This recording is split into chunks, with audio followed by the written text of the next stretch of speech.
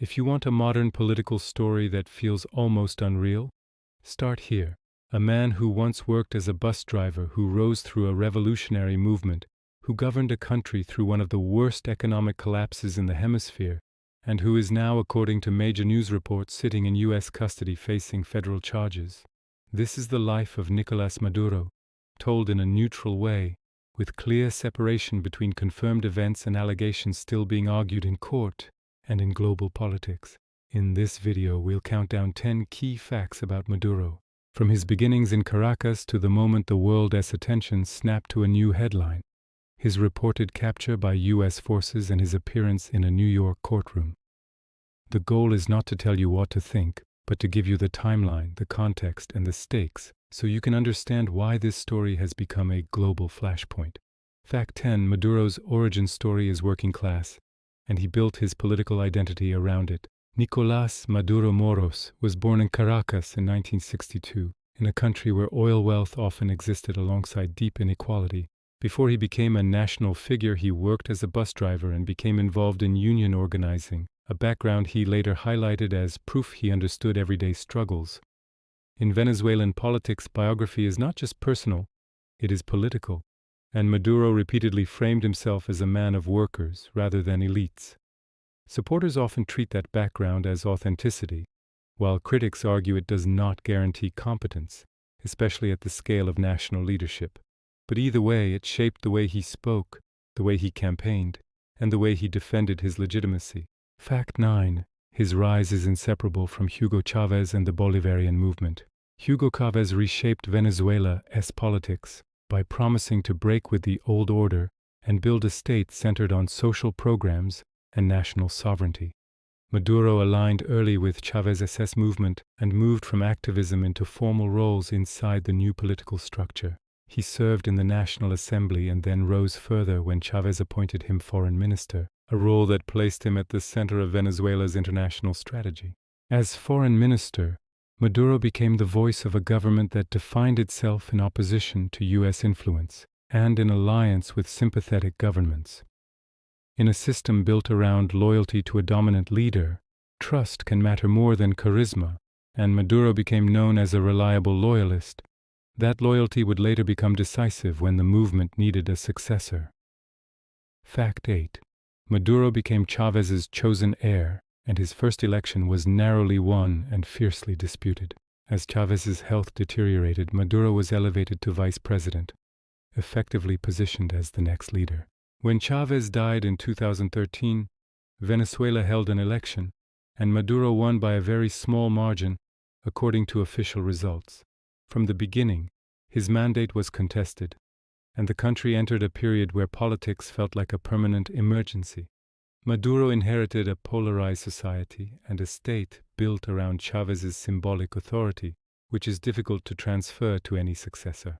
He also inherited an economy heavily dependent on oil revenue, a vulnerability that would soon become impossible to ignore.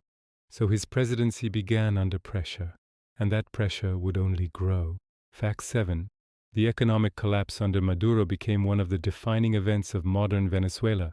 As oil revenues fell and economic controls tightened, Venezuela entered a spiral of inflation, shortages, and loss of confidence in the currency. For ordinary people, the crisis meant long lines, missing medicines, unstable public services, and a daily search for essentials. Millions of Venezuelans left the country over time, creating one of the largest migration flows in the region's recent history. The argument about causes remains intense because different sides emphasize different drivers.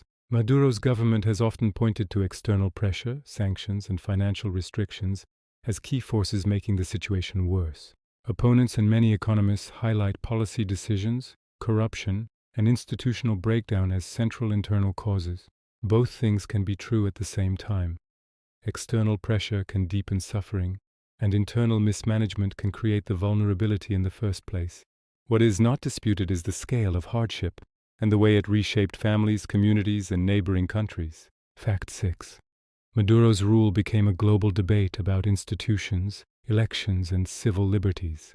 Opposition parties and international observers repeatedly accused his government of concentrating power and restricting competitive politics.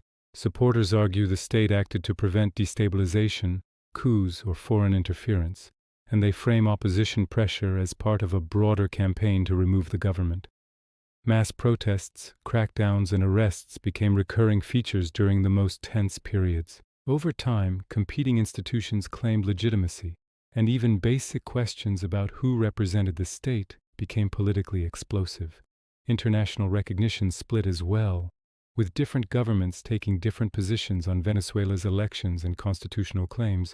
This matters because recognition affects diplomacy, assets abroad, and the ability to negotiate on behalf of a country.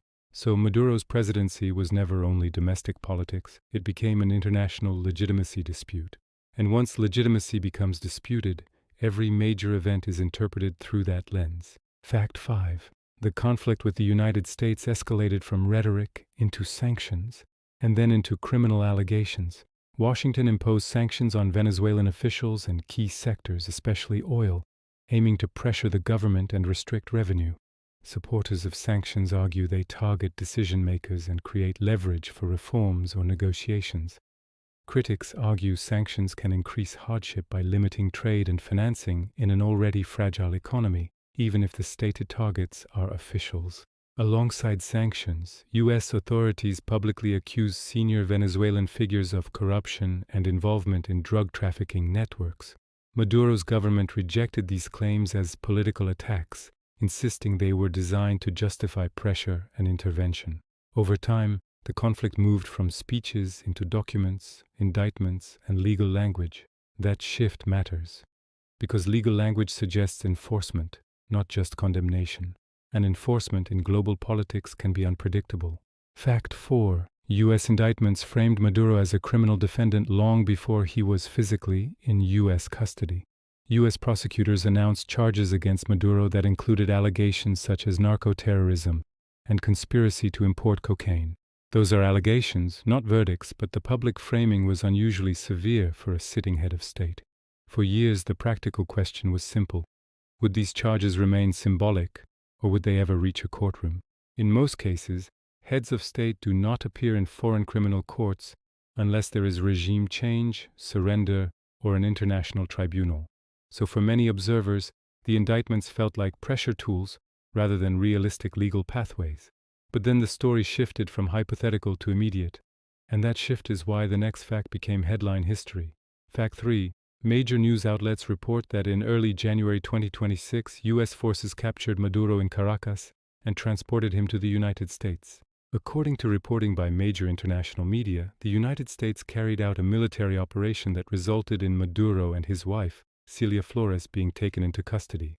The operation was defended by U.S. officials as part of a broader campaign against drug trafficking and organized crime.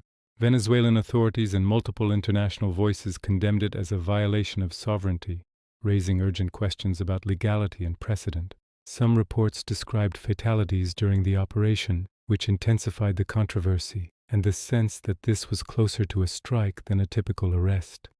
At the United Nations, emergency debate focused on whether unilateral force can be used for cross-border criminal enforcement without multilateral authorization. Inside Venezuela, the capture created immediate uncertainty about control, succession, and stability. For the world, it introduced a new question. If this can happen here, could it happen elsewhere?